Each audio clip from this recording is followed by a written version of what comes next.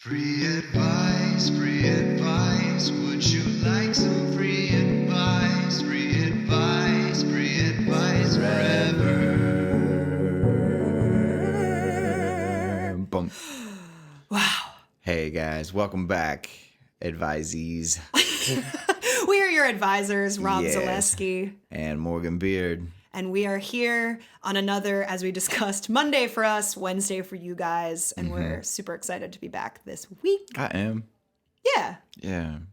What has you excited on this day of all days? Well, the sun's back out. It's been gray for a while. That makes a big difference to me. Yeah. Yeah. Just here with you. I got a good friend on a Monday afternoon. That's a luxury that I realize a lot of people don't get to. Oh, Mondays bless your heart. suck for a lot of people. Yeah. Garfield. Cases of the Mondays. Garfield. Hates 'em. Office Space. Dilbo. What? Dilbert. I was like, who's Dilbo? Dilbo. Was that Dilbert meets Dumbo? It'd probably be Bilbo and Dilbert. Oh, Bilbo. Can you imagine The Hobbit or The Lord of the Rings? Well, no, The Hobbit, but Dilbert is the main character. That would have really changed the circumstances. Gotta get rid of this ring, I guess. Should I send a memo about it? I'm precious. It's so precious. I never, as a kid, when I was like reading the comics, which I often did, especially the Sunday ones because they were in color. So it was like, whoa, this is really fun. Dilbert, I didn't understand at all. You know, I was just like, this is boring. This seems like a boring ass dude. And then as an adult, you're like, yep, that's life. Makes a real difference. That's that things are funny to you if they're relatable, but if you haven't experienced the truth that they're digging at, then it's like, oh, this isn't funny. Right. This doesn't relate at all to like me not liking third grade or whatever the fuck problems I'm going through. Yeah. When did school ever get boring like that? Did it ever resemble Dilbert humor to you, like monotonous and dry? Or was school always pretty wet and varied? I found school to be mixed media, but primarily dry, I would say. Even when I was younger, I thought it was pretty like just step by step by step doing this and that and schedule and wrote and Yeah. I think I went to like a small private prep school, like the same one from pre-K until senior year until I graduated. And we had a lot of we had a lot of really good teachers. But we also had a lot of just boring shit that clearly wasn't that creative. And, I particularly struggled with history. I that subject never came to life for me. That's too bad. Yeah. It could be so exciting because it's just real stories of people and what really happened, drama. Yeah. We had this project in maybe, I don't remember if it was 6th grade or 5th grade, something early middle school. I think it was called Mini Society. And we teamed up and everyone had like a business. And we, actually like sold actual real goods. And, it was supposed to like emulate the marketplace and the economy. My partner and I, Megan Graham, we made white chocolate lollipops. So we like had these like molds and would, melt candy in them and stick little sticks in them and put them in the refrigerator. They were delicious. Yeah. They were goddamn delicious. I think we bought candy melts from what does this have to do with history? Oh, literally nothing, but it was fun. Okay. That was like one project I remember where the material really came to life. Because we were all greedy capitalists. Okay. I have a story now. Yes, please. In 4th grade at my elementary school, every student picked a Native American tribe and dressed up like them, had like a science fair type poster board, and then led some type of ceremony, tradition, or ritual to, like, it took 5 minutes or so, to every other grade would come into the 4th grade classroom that day and like get a presentation from each of the 4th graders about some tribe and their ways. And looking back, I'm like, they probably don't do this anymore. There's probably like it's just like a bad look for it was all white kids pretty much at my school, to be dressing up as Native Americans. it was done in the spirit of learning and like Yeah. trying to experience those things. Yeah. But probably, I don't know. I should look it up. I'm interested if they Yeah. still do that. I now remember another thing that we did. I don't even think it was for history class. It was just like the whole lower school did this. There was like, they taped out like with masking tape, the actual length of the Mayflower down our entire hallway. Yeah. And then made us like stand together, like sit together in it as if we were like traveling. And they were like, wow, look how shitty travel conditions were. This is as if you were on the Mayflower. I'm pretty sure that was the whole point. I don't really remember. I should have had more of a critical, skeptical eye about like, I wonder, is this really the length of the Mayflower? Is this really simulating the experience of being in the hull of a boat? Who knows? I feel like any simulation of your ancestors' suffering is just bound to fail. Kids can't. Like doing it for a day or whatever, like, wow, it would have been so hard to live in the 1800s, not having electricity or, you know. You were from West Virginia. Yes, I am. Did you go to colonial Williamsburg as a school trip? I did. Okay. Yes. We did in 4th grade. We did in 5th. Yeah. So what was your experience of that like? There was a ghost tour, I believe. I remember that. I remember getting to stay in the same room with my 5th grade teacher and watching Whose Line Is It Anyway on TV. Oh my God, that's awesome. And him mentioning that one of the, there was an actress on the show that she was pretty. And I was like, oh, yeah, cool, we're bonding. He wouldn't say this to the other kids. Wait a minute. Now, so were the other kids staying in rooms with each other? Yeah, and it was me and my friend. Okay, that you stayed. had a It peer wasn't too. just me. Okay, Yeah, I was there like, were two of us. boy, that really doesn't indicate anything good about No, your he was social the life. man. We got along great. Great. Yeah. That's awesome. He wrote me a 3-page letter when I graduated 5th grade that ended, keep being weird. Aw. I still remember that. Oh my God, that's awesome. So I had a minor childhood mortifying experience. Very sad. At Williamsburg. At Colonial Williamsburg. I've retold this story a few times, and now I think it's funny, but like it made me very sad for like years to recall. So that was a year where I actually felt pretty good about my social standing. Many years that's not the case. But anyway, so because this story is just like super depressing in terms of in that arena. But I remember we had like some chunk of free time one of the days to all like wander around and, you know, do whatever we wanted. And there was one of those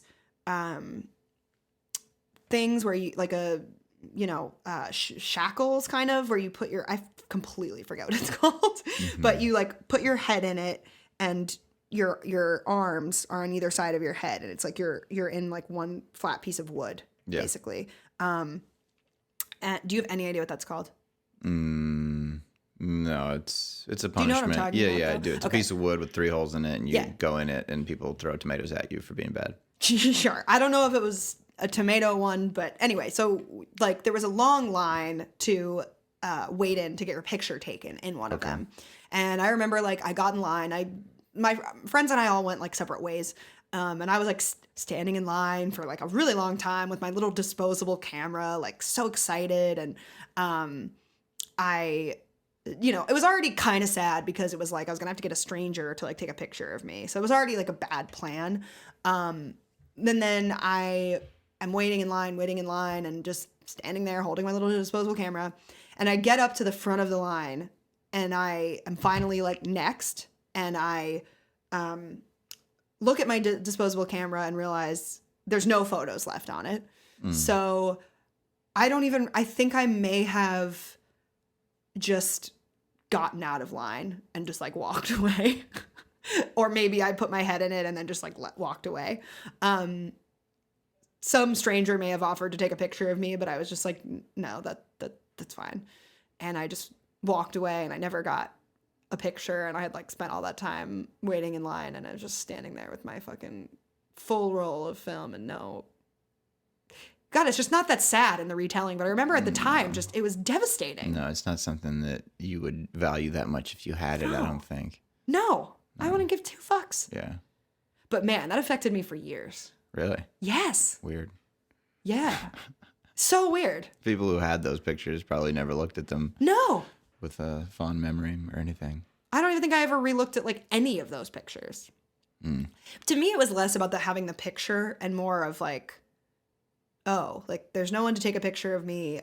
I don't have any room on my camera, and I just was like standing here by myself for a long time, and I didn't even give myself really like the experience of, and then realizing also that there was sort of an insignificance to how fleeting the experience was overall.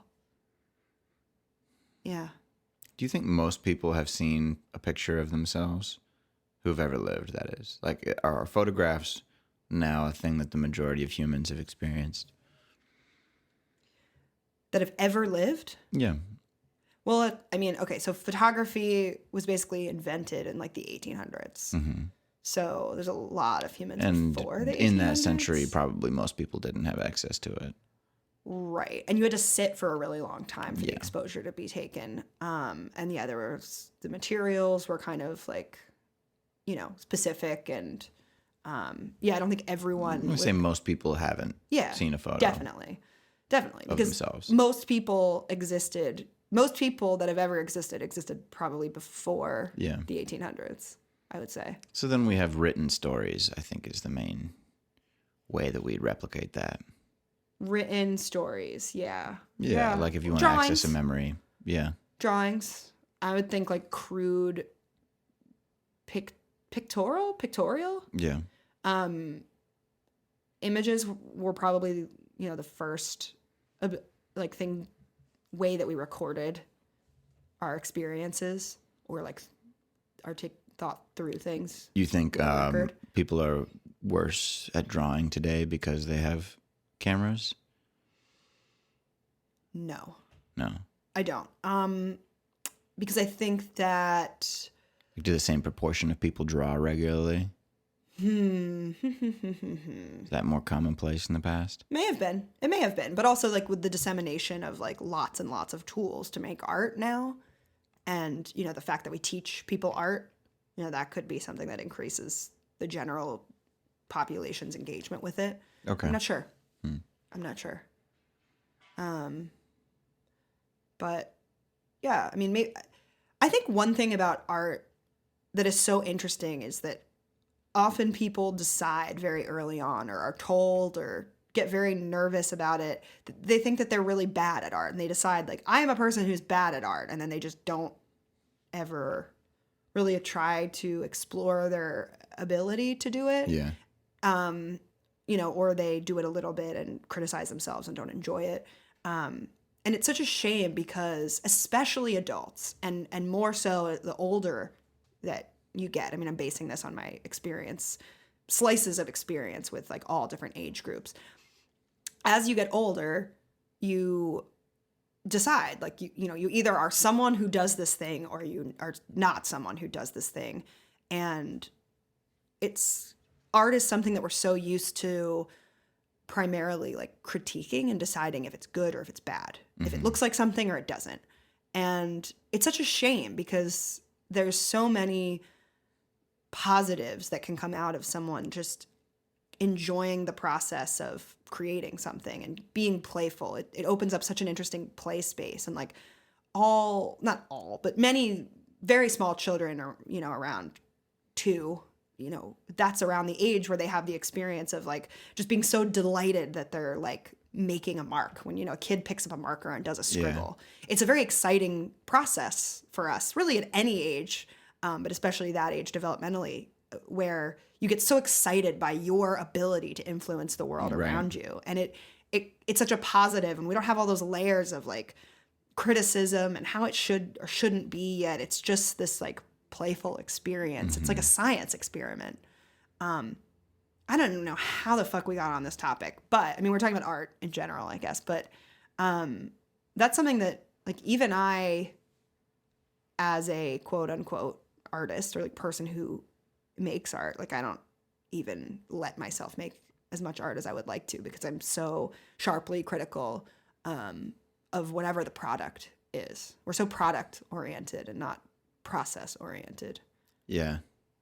I think that's how other people view art generally. If it's not coming as a story from their friend of like, look what I did last night, after this good thing happened or this bad thing happened, and you're trying to see it in context, then it's like, all right, what is the product here?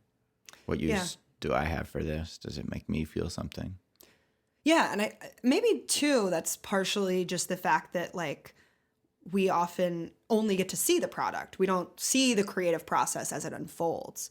And so we don't get to experience just how kind of messy that process can be and how it just starts with a blank page and something small or like some tiny like seed of an idea or not even having an idea. We just see someone's finished product. I think most people don't really care to see the process unless they already are super interested in that artist and have been following them for a while. Yeah. It's like there's so much stuff. Why would I care to watch the making of when I might not even get through the finished piece? Although I think that we're like inherently interested in watching people create things or like watching people engage in processes. I was watching this really cool, there's this person I follow on Instagram that makes like ceramic, mugs, like ceramic ware. And she makes just beautiful, beautiful things. And then there was a video of her actually like molding the clay and like creating the shapes. And it was just fascinating to watch. And I think that people generally do enjoy that stuff. They do enjoy watching something take shape and someone really like performing their craft. Maybe clay. It was a time lapse, right? So it's edited to a way where you see just the highlights. I think that the magic trick of most finished art is that it's way more boring, and most people would give up way before they got it refined to the level that it's presentable. Yeah. And so yeah, that's like there's a lot of just repetition and unglorious moments that nobody would want to watch. Right, but I guess what I think the value of having that part, like the ugliness, the messiness, the boring stuff being more widely available or like more visible or more disseminated is like it gives you the idea that like, oh, I could do this because it's not that, someone just picked up a paintbrush and suddenly this masterpiece appeared. It started in a way that was like confusing or muddled or messy or whatever. And like, it doesn't, I think seeing a finished product can often turn someone off to even starting down the path of a creative process that they might otherwise really enjoy. Sure. Yeah. I've definitely experienced that. Yeah. I can relate. Yeah. Okay. Do you have any advice you'd like to ask me for, or advice you just want to give me? Just out of my pocket. Yeah. I'll ask you about something. Okay. It's something that's sort of already elapsed for me, but this has happened to me a lot, so I think it's worth digging into. I recently misplaced, because I found it again. I misplaced this necklace that I'm wearing right now. It's one of a kind. It means a lot to me, and I had such a torrent of like panic and upset when I was reflecting on the fact that I had misplaced it. And you go through the process of like, looking in the places you think you might find it, and you kind of like vacillate between being like, well, it's completely lost, I'll never see it again, and like processing that hurt of like, oh, this thing is out of my life forever, versus kind of maintaining the hope that it might still be out there. But I feel like when you lose something that's important to you, you go through this like roller coaster ride of emotions. And I think it's very specific. And often you get so caught up in the emotions that you forget to look many other places it could be, whatever. You're not as in your rational brain to like create a plan of like, how long are you going to look for it? Are you going to try to replace it? Like, whatever, processing it. And so I guess I would just ask you, has that ever happened to you? And how did you handle it? What does that process look like for you, losing something? Losing something? Yeah. My mom always told me to look with your brain. Don't just go looking around. So think about, try and retrace all of your steps from the last time you saw it was, what you did right after that, and focus on all of those things. Yeah, eventually you can write it up as a opportunity to practice letting something go. But I look for a long time. How long? Until I find it or I believe that I've exhausted all of the places that I can look. Well, That what's a makes long sense. time? Often longer than it would take for me to just replace the item. Yeah. That's how I'm judging it. I mean, and then how does that kind of compare to not just the process of replacing it, but like the potential worry that you might experience in the search? How does it compare to that worry? Like the What do you mean? length of time or the investment in looking for it, I mean, you know? The worry for me comes because I identify myself as irresponsible, and I'm like, oh man, this is proof now that I can't be trusted with nice things, and I Yeah. kind of I like to minimize the number of things that are important to me. I don't like to get attached to things that much, especially things that are small, fragile, that I take on and off of my body often. Like, that's a liability. Why am I buying this thing that is just gonna, now I'm serving it, it's not serving me. So I try to reduce the number of things like that that are potential risks of causing me this bad experience of losing something, breaking something. What is something right now in your life that losing it would cause the most drama? My car would be the most valuable thing that I own, and probably second is my laptop that we're using to record this podcast on right now. So what you're saying is I shouldn't dump my water bottle all over the keyboard. No. Okay. I mean, I course wouldn't. Of course not. Once I spilled a burning candle all over the keyboard of my last laptop. Oh, God. So the wax was in there. And just like, well, what do you do with all that wax? That's way too much wax. Yeah. So I had those really difficult to press keys for a long time. And then what did you do? I took them off and scraped out areas that I could to make it a little better, and just pressing them over time wore out some of the wax. But eventually I got a new laptop, but I used that for probably 4 or 5 years. Oh, okay. With the waxy keyboard. Wow. Yeah. Was there a severe dip in productivity during that period? Not really. No. I got a Bluetooth. Okay. I got one of those external keyboards that attaches via Bluetooth. And then the external trackpad, and then something called like a wave pad that connects the two of them. So it's one board with the mouse and the keyboard on it. And you just set that in your lap. And that way you can like wander around the room and set that anywhere and then be typing and have whatever's on your computer projected onto the wall. I like this setup. Yeah. So that's what I did to fix that. Wow, you really had a solve there. Yeah. How about you? What is the necklace the biggest thing that you could lose? No, I mean, know it's what certainly it is. not the biggest thing. I mean, the car is a good answer. No, it's the guy in your bed over there. Right? It's your monkey. Okay, so, ladies and gentlemen of the listening committee, I have a stuffed animal that is a monkey named Monkey Beard that I have had since before I was born. My sister got it for me, as a gift before I was born, and because she had a monkey was her primary stuffed animal, so she wanted to give me that experience. And I've had this stuffed animal. I used to drag it around with me when I was little. It has like 2 long, worn down spots on either side of its spine from where I was just always holding it. And I've brought him everywhere with me. I used to bring him to camp, and I brought him to college. I've had him on my bed, my entire life. I'm 28 years old. I consider myself an adult.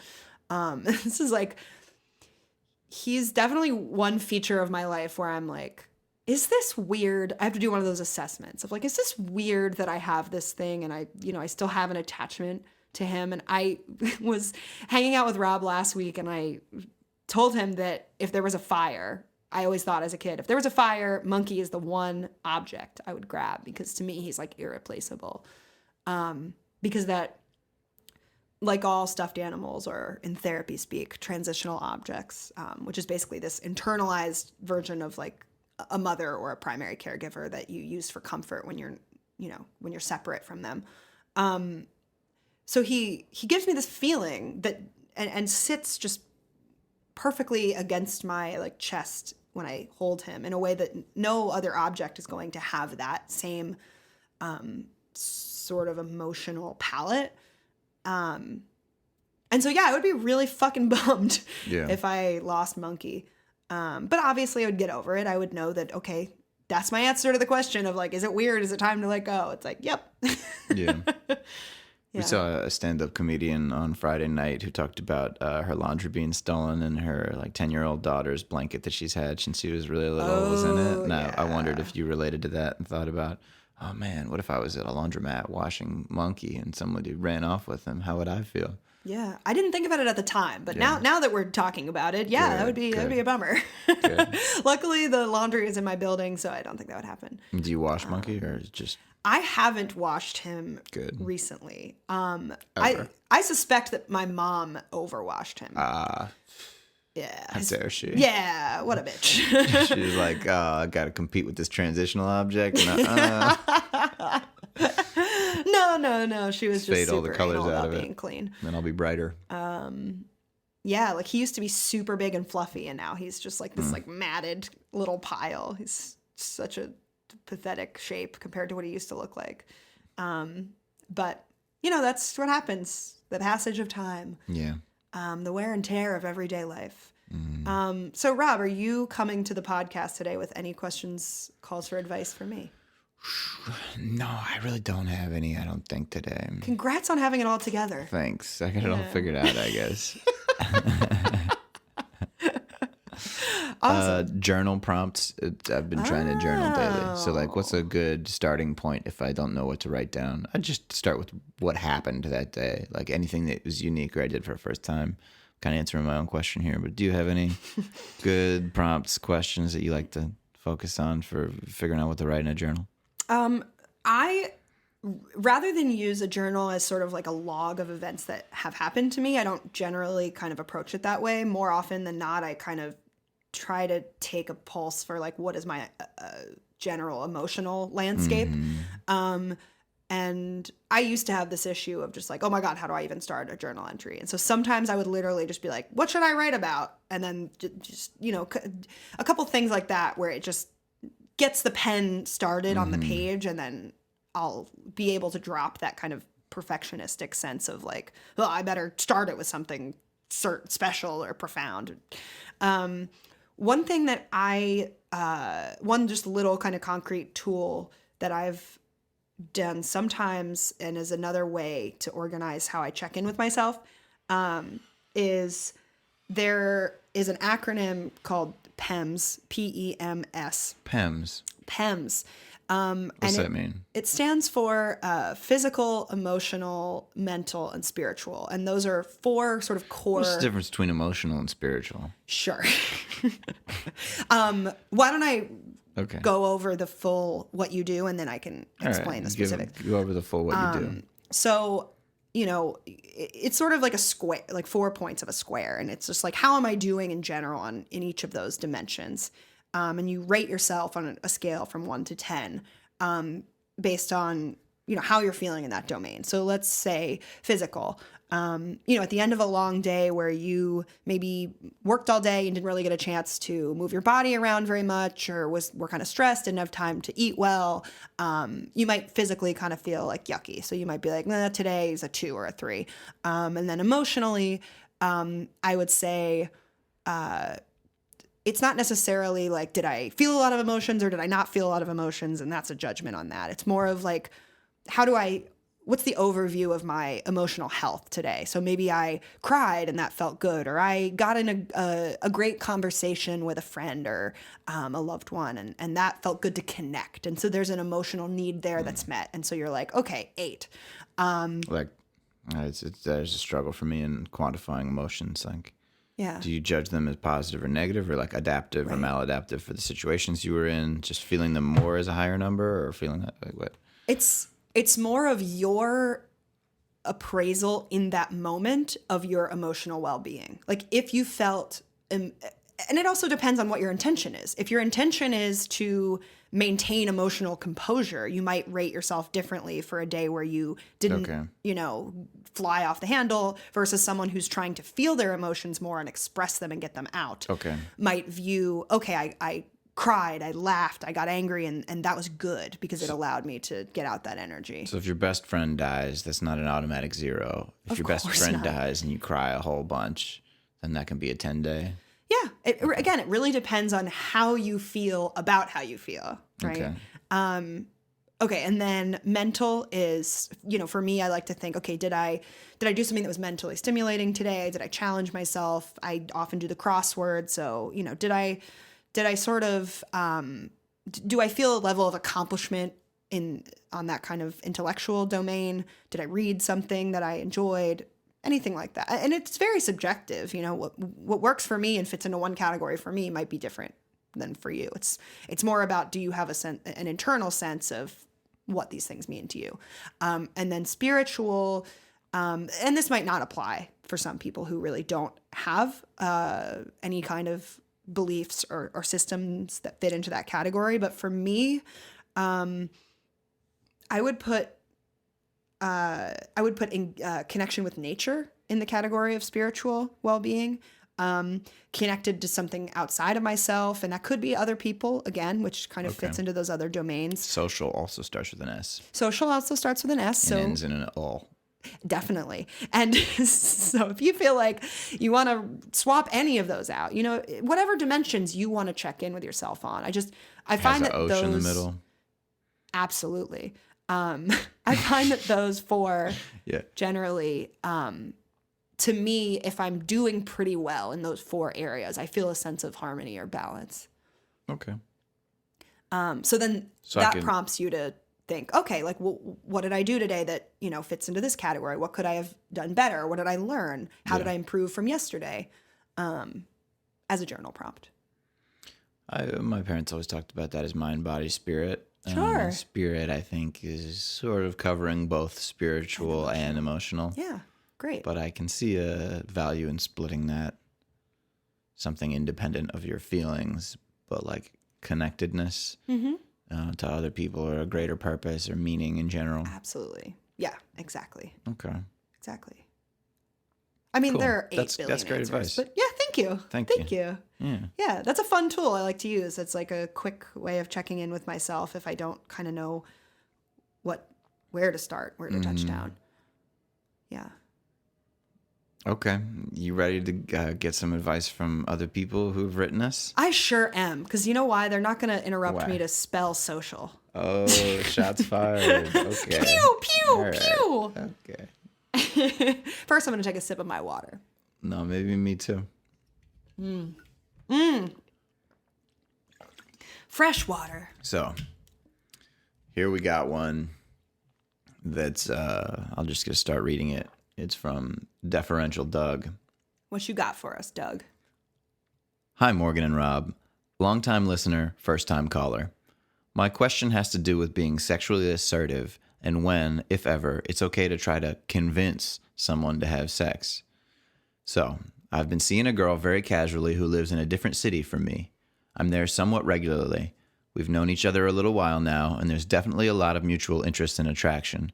But because of the distance and the months that can pass between us seeing each other, she's understandably kept things at an arm's distance. One very obvious way this manifests itself is we haven't actually had sex. When we hung out most recently, we had a great time and there was plenty of chemistry, but early on in the night, she politely but firmly let me know that I couldn't stay over. I know her stated rationale wasn't entirely made-up excuse. She was in the midst of a grueling week at work and was getting up early the next morning, etc. But it also wasn't the world's most insurmountable of challenges. Basically, like if she really wanted to, then Sure, she could. yeah. When, at the end of the night, we were back at her place and starting to hook up on her couch, there was a moment when I felt I could have ratcheted things up a notch. But I... getting super ratchet. That was me, like, wrenching? Yeah. I don't know. I think he's using that slang word ratchet here. Okay. Could have made things super ratchet. But I also know that she rightfully told me that she didn't want to have sex tonight. So I didn't push too hard. Rightfully told me. I wonder if there's a little judge. Like, could she have wrongfully told him that?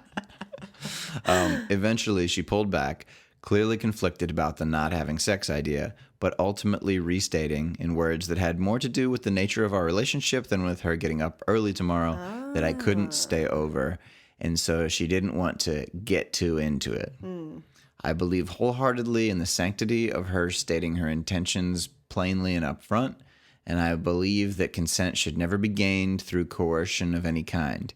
And clearly, in this case, she decided she wasn't ready to have sex with me.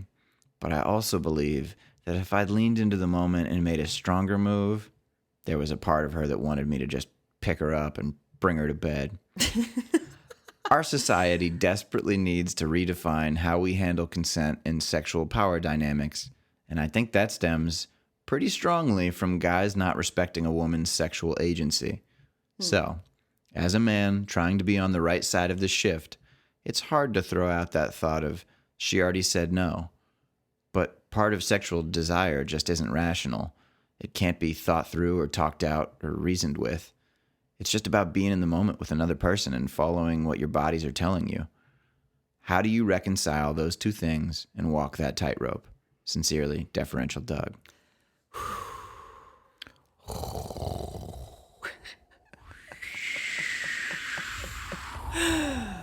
Long-winded, Doug. Yeah. All right, Doug. Thank you for writing us. Yes, thank you. We had a question that was, sort of similar to this, but it was about specifically someone who was in partnership, and that's a very different domain. That one was being rejected by a partner after being accepted. I think this is more about negotiating whether this relationship is one where sex happens at all or not. Right. Because it's very different to have sex with someone for the first time and feeling into what that all means and what is their relationship with sex overall than, and again, Doug said that they don't live in the same place. And so that throws another whole host of physical and emotional obstacles in the way. Yes. And emotional and spiritual. Yes. Okay. Just for following along with the PEMS model. Yeah, I get you. But yeah, so I think that there is some confusion with both parties here, because, it seems like he's kind of unsure and she's kind of unsure, because it seems like sometimes her rationale is more like, I have this excuse of, I'm maybe stressed out from work and, I have these obligations. Yeah. And then sometimes it feels like more of a direct comment on their relationship, he's saying.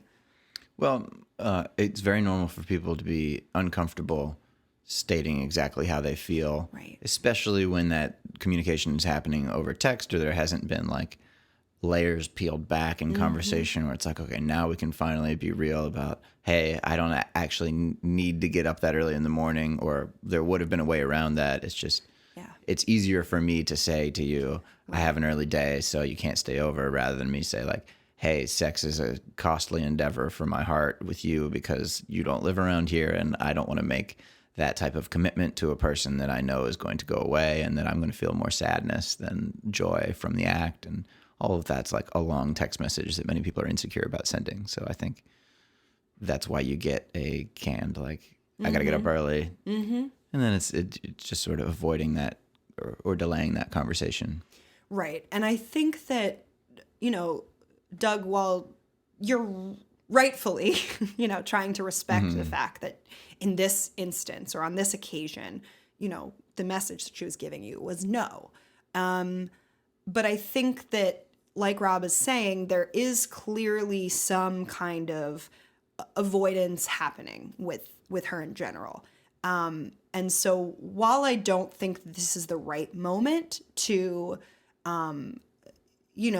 attempt to make a conversion of it into a sexual moment, it's still not a loss in terms of, hey, this is an opportunity to connect and to get some more information and see if she's open to just verbally, conversationally diving deeper into the question of, what is it about the prospect of having sex right now that doesn't feel right for you? Is it the fact that you know you have this it's gonna make you stay up late, and you're gonna have this impending, sort of sense of being in a rush, or having that conversation about what are the things that turn you on and turn you off, because maybe she is the kind of person where if there's this question mark about, is it in our repertoire to have sex or not? And, do I want to have sex on like a school night, so to speak, especially for the first time? And, what are all the pressures of that?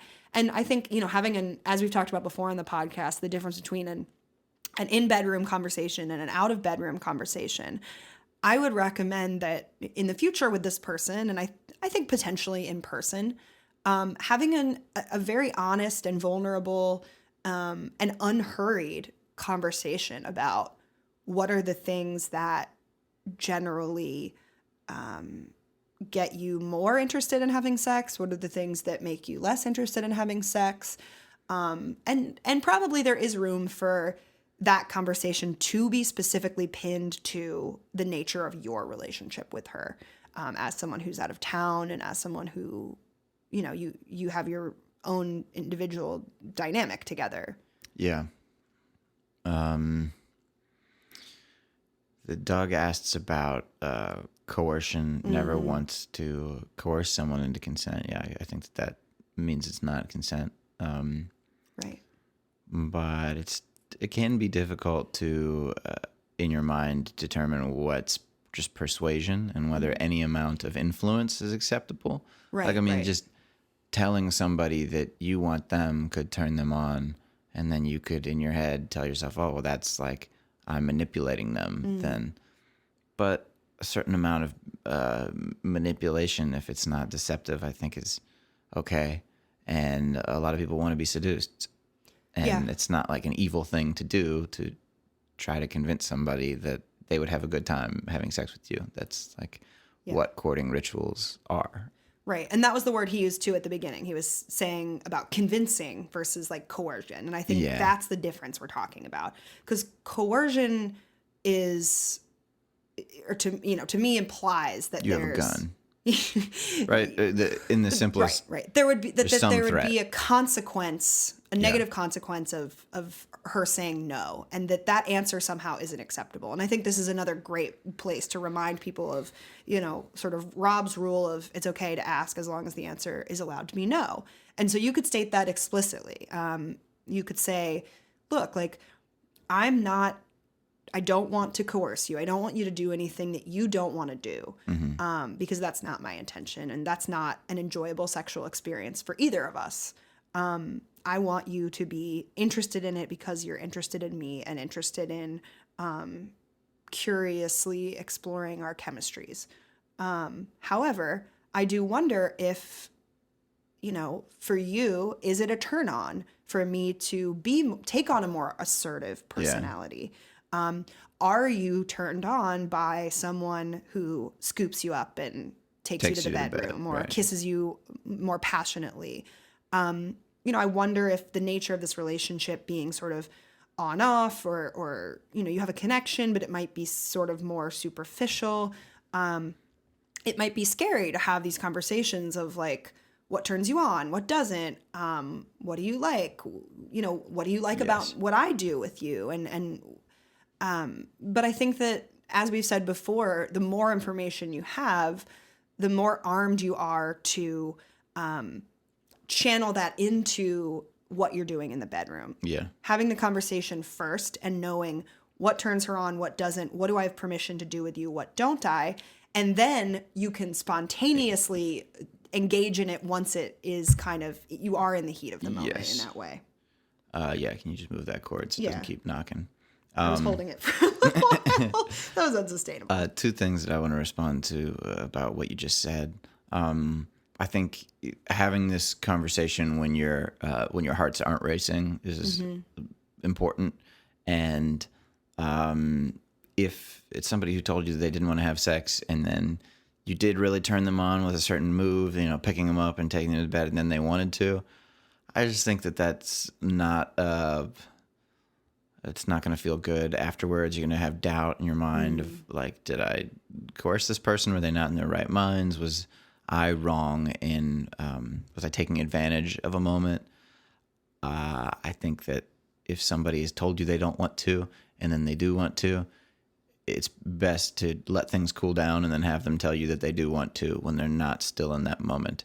And that means that some people are going to not have sex with you that would have otherwise, and you're going to miss that opportunity, and that's going to suck. And you're probably going to see them hooking up with somebody who doesn't think that, who in your mind like doesn't respect them as much, or isn't being as careful, and you're going to be like, fuck, well, this is what I get for that. So what's your reward? It's going to align you with people who share your values more. There's going to be women that I think trying to have this conversation in a calm place where you're like, do you prefer a guy who picks you up and would take you to bed? They don't want to talk about that, and they think that it's weird that you're bringing it up. They're like, I just want people to do it, not to ask me about doing it. And my answer for that is, okay, there are people like that I just don't get to hook up with, that are not compatible, because I prefer more discussion of these things, and that's what makes me comfortable. And if it's the type of person who is really uncomfortable with the discussion of this stuff, then all right, then we're on different pages and we're playing different games. Yeah, I mean, I think that there definitely can be, and probably is in this situation, a discrepancy in possibly maturity. Mm-hmm. I think the answer... You think Doug's the mature one, or just different types of maturity? How do you mean? Well, like we said before, her communication of not wanting to have sex potentially was sort of avoiding her deeper reality. Whereas it seems like Doug is the type who's really reflecting on each component of the interaction, which also may indicate a discrepancy in investment, which is also something to consider. But I think I completely lost my train of thought. I had something I really wanted to say, and I absolutely do not remember what it was. I wanted to respond to something that you were saying, but I talked about letting things cool off before somebody changes their mind. I talked about there's some people you just don't get to hook up with because you right. Oh, okay. So I think Doug also, you need to do an honest assessment with yourself of two things. One, what do you want out of this relationship? Yeah. Because if you are just wanting sex, number one, that's completely fine. But this just doesn't seem like the for a lot of relationship people that's not you're acceptable. going to get. Right. My point is, like what you were saying, is that... How do you express that as a guy? I don't know if you do. Yeah. I don't know if you do, but you... How do you express it as a woman? Okay. Yeah, probably. Yeah, so you do have to be kind of careful with the language that you use, because you definitely don't want to reduce anyone to just who they are on a physical level. However, there are some people with whom, or some situations wherein you really only see it being a physical connection. And there's nothing inherently wrong with just having a physical connection with someone. The problem comes when both people have different wants and needs. And so, Doug, if you're sensing that she is more of someone who, wants some physical connection, but with a limitation, but primarily an emotional connection, and that's not the type of investment that is valuable to you, or that's not what you want out of the relationship, I think you need to be honest with yourself and honest with her that, you're not just interested in her for sex, probably, since you're thinking about it this carefully and you seem to get some value out of spending time with her. But if you are sexually frustrated and wanting that type of connection, you're doing yourself a disservice by continuing to bark up a tree where it's not happening for one reason or another. Right. And so you owe it to yourself to, lead honestly with that in, potentially a new relationship or a new connection, because it's perfectly acceptable. There are men and women and everything in between that at one time or another want to make a physical connection and don't need it to be long term, or don't need it to be to come with a lot of emotional needs being met, or whatever. Anything is out there, but you do have to be looking for it. You have to, the clearer you can be within yourself of what your intention is, and then the more that you can accurately reflect that out in the world, the more likely you're going to get someone biting just based on that. And then the energetic exchange is going to be cleaner because you're both being honest about what your needs are, and you're getting them met respectively. And then the other thing I was going to say is it also seems like you have, you're describing yourself as deferential. It seems like you could also benefit from an assessment of what kind of lover do you want to be? Mm-hmm. Are you the guy who scoops the girl up and takes her to bed? Are you the guy that... and what groundwork is necessary to be laid before you're comfortable doing that if you want to be that guy? Mm-hmm. Is that something you'd do to a stranger you'd never talked to before? Probably not. Right. Very rare circumstances that would make that acceptable to you. Right. But so I think when you're with a partner that's unsure and she has this ambivalence or this push-pull or this sort of tendency to avoid, if you also aren't comfortable and confident in your repertoire and your sexual identity, that really amplifies that unsureness. Mm-hmm. So how do you get more comfortable with your sexual identity? Well, one way obviously is to love yourself and see what self-love, jerk it, daddle it, whatever verb you need to do for your own personal genitalia. And what do you like? What kind of personas can you try on that turn you on? Like I, for example, in my more recent masturbatory adventures, have taken on the role of talking to myself in a way that's more masculine, as if I'm giving it to myself. Yeah. And that... You're saying like the things you'd like to hear a guy say? Essentially, yeah, but I still treat myself as the agent. Okay. And I've found that a really interesting avenue. I'll say things that I want a girl to say when I'm masturbating. Yeah. Yeah. So, would you like to I'm just elaborate on imagining that? it like splicing, recording, and then having it line up perfectly. There's these two imaginary people that we've invented. Your ideal man and my ideal woman. I think they'd get along. Yeah, they have a different podcast called Paid Advice. It's really good advice and they always charge.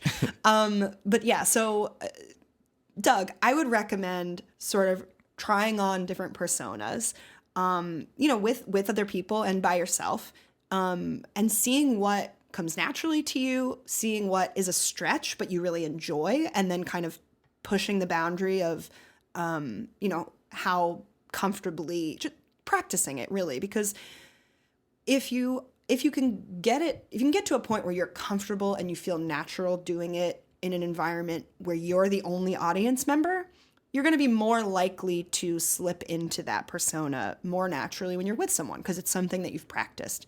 And we have this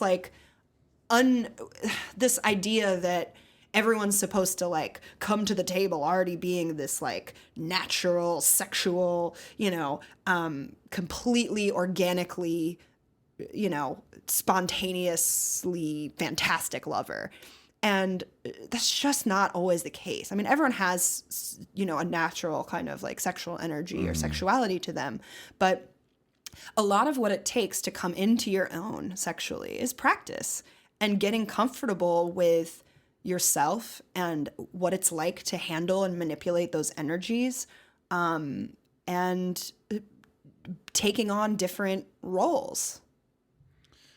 I want to add a caveat to that. Sure. Of like masturbate as a way to practice your sexual confidence.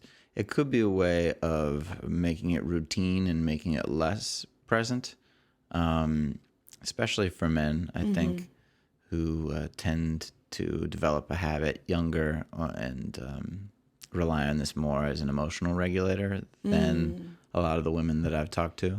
Men just seem to do this habitually and more automatically. I think your confidence, or like, okay, let's say sexual charisma. Charisma, I've heard, is defined as three components of warmth, presence, and power. And I think that presence is very important for convincing a person to want to trust you enough to have sex the first time. Yeah. And emotional attunement. Yes. Yeah. So if you've developed like a script of this is what I do when I'm turned on, and you're not aware of the other person in the room, or you're just like trying to fit them into your script, I think that women are generally have good senses for sniffing that out. Yeah. And it's going to reduce your chances. But if you can develop a masturbatory practice that gets you present and aware of what's happening in your body and in the environment, and like changes, it's something that's dynamic, then that could be helpful. Yeah. So go to allabouttantra.com and go to their solo practice page, and maybe do, if you're horny and you're about to jerk off, put away whatever porn you usually use or whatever your regular routine is in the shower, and try something mindful and see how that affects you, and notice sensations in your body, and focus on your breathing, stuff like that. Yeah. Well, I feel like you just provided the caveat to your own caveat, which is that, like, in the beginning, you started it by saying, men have relied on masturbation more often than women, and developed a routine around it. Masturbation do different things to them. Totally. Yeah. But I almost think that means that it's that much more important to try to reprogram yourself to do it more mindfully as a man, and not just to be like, I'm horny, splat, and to, feel into the subtleties and the peaks and valleys of your erotic journey. Any other sexual advice for our deferential Doug? I mean, I think that one thing that we always like to remind listeners to is like that it's important to have not just to focus on what is the problem, and to also get in touch with what are the things that you're doing well. And that can also be a way of cultivating presence and confidence. And to not just be like, well, what am I not doing right? How can I convince this person to do this? How can I do that? And, that often gets us into our heads and out of our bodies. And so I would also encourage you, Doug, to think about, what are the times that make you feel sexy? What are your attributes that are sexy? And sometimes this is hard to answer about yourself. And so you may want to even reach out to, potentially, if you have this kind of relationship with them, past lovers, and find out what is so great about you. It makes me cringe. Yeah. Texting my exes like, hey, what was hot about me? Well, I mean, it might be like a one-night stand that you have a casual relationship with, not like, some ex that you pined over and they rejected you. I think best case, friends that you've hooked up with that then are still friends, if those people exist in your life. Exactly. But the point is, like, what are the good things about you? What are the things about you that make you uniquely you? And how can you turn up the volume on those things in a sexual way and make that something that a part of yourself, a facet of your personality that you're comfortable bringing to the table in that context? I got something too. Yeah. For other people who can relate to this question, I think that Doug already did a lot of the work that I'd recommend, which is just writing about his analysis of this situation. Because this was a 10-paragraph email. It was a point-by-point breakdown of what happened that night and the larger his cultural own context. confusion about it. Yeah, and what's making it difficult for him. Yeah. I imagined that just writing this to us was a big step on the way towards him feeling better about it. because, okay, this confusing and messy thing, there's words that represent it now. Mm-hmm.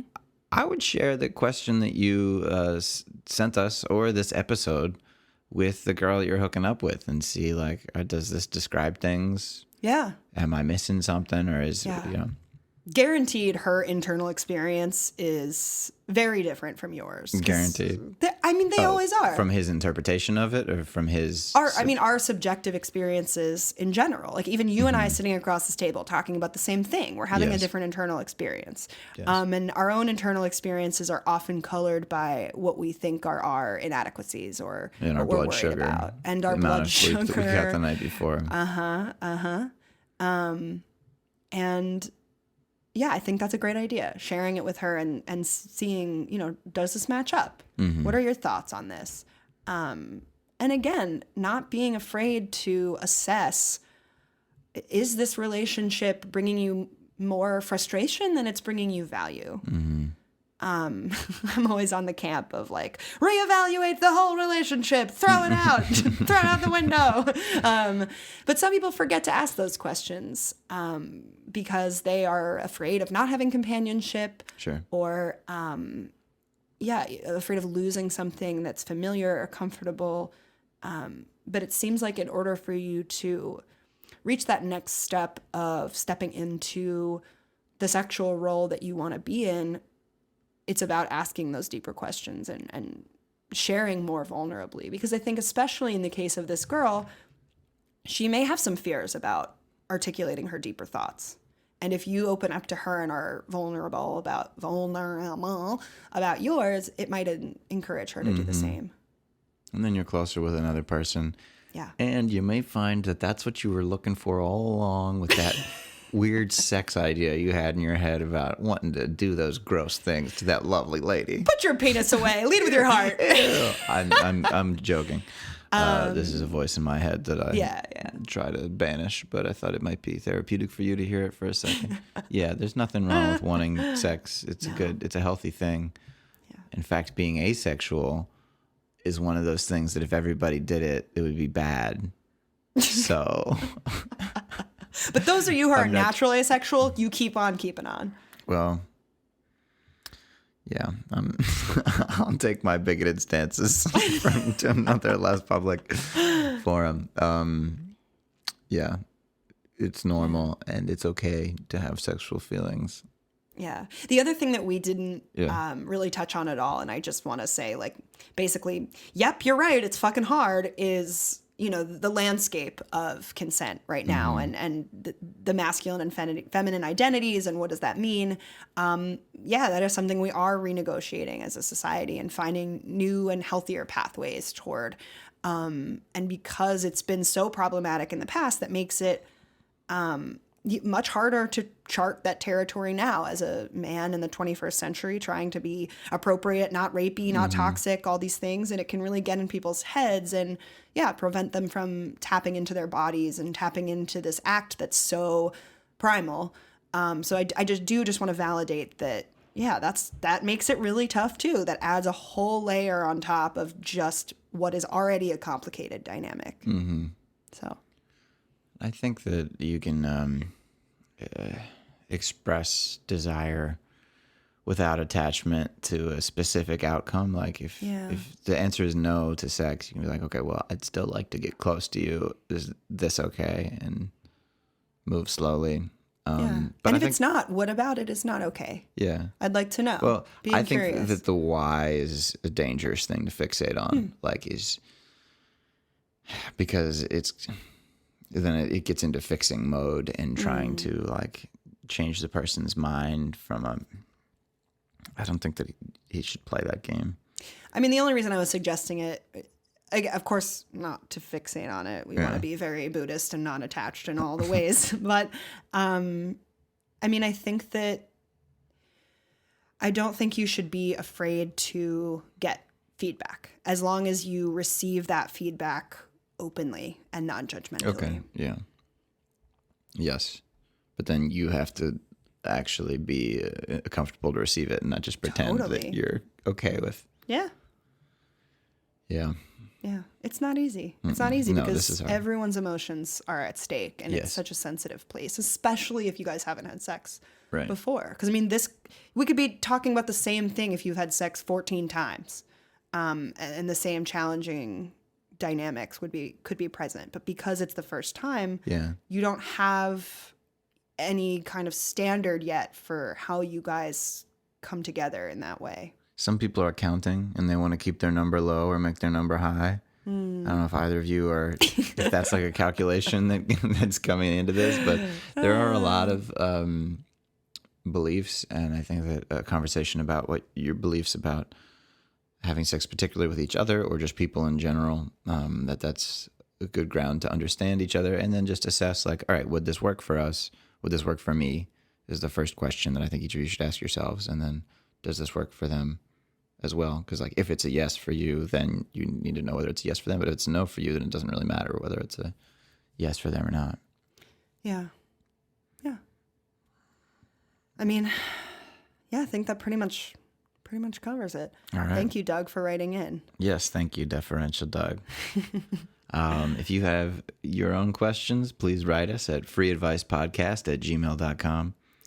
Yeah, we don't just give advice on sex, but we don't. also do give advice on sex. Yeah, if that's what you want to hear about, go ahead and write us. That's okay. Yeah, you guys can steer the ship. We don't care. We're here to Yeah. just chit chat. But if you have like an insect infestation in your apartment or whatever, your house, you could write Yeah. us about that. Stinky butt, write us. Yeah. Oh, that's gonna be easy. Wipe. Are you Oh, I hadn't tried that. Thanks, First Rob. question: are you wiping? Second question: are you wiping well? Are you sure? Give me another hypothetical question. Sure, I can't blink. eye drops. See, this is all the amazing advice that you could be receiving if you just bother to write in about your weird ass bodily issues. freeadvicepodcast@gmail.com. That's right. All right, y'all. Keep it up. You stick with it. Just do it. Just do it, Nike. Good night.